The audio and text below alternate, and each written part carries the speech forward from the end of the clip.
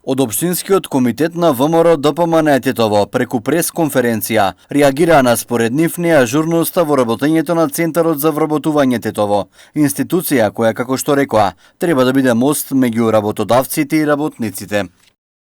Во изминативе 2 месеци, за време на вонредна состојба, Агенцијата за вработување во Тетово не е на ниво на својата обврска да биде мост помеѓу понудата и побарувачката и воедно да ги следи и анализира состојбите на пазарот на труд. До нас, како советници, секојдневно стигнуваат поплаки од страна на работодавците и работниците кои ги изгубиле своите работни места. Од тука јавно прашуваме дали некој од менаџментот на Тетовската агенција за вработување се одважил да се јави, да посети или барем да ги запознае работодавците од Тетово и Тетовско со правата и обврските за време на вонредна состојба. Дали се сетиле, барем да ги прашаат со какви проблеми се соочуваат и да им понудат соодветни решенија за нивните проблеми. Исто така, сакаме да прашаме дали кризниот штаб во Тетово побарал од оваа институција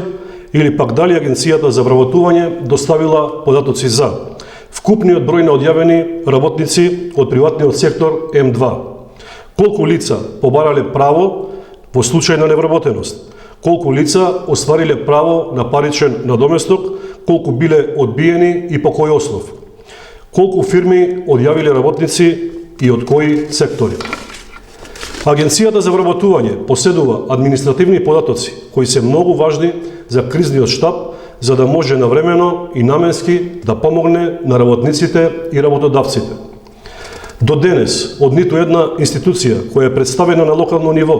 не слушнавме било каков ангажман, иницијатива или предлог за било каква помош на бизнисмените во Тетово и Тетовско, а уште помалку за лицата кои поради губење на работното место, поради кризата се соочуваат со сиромаштија.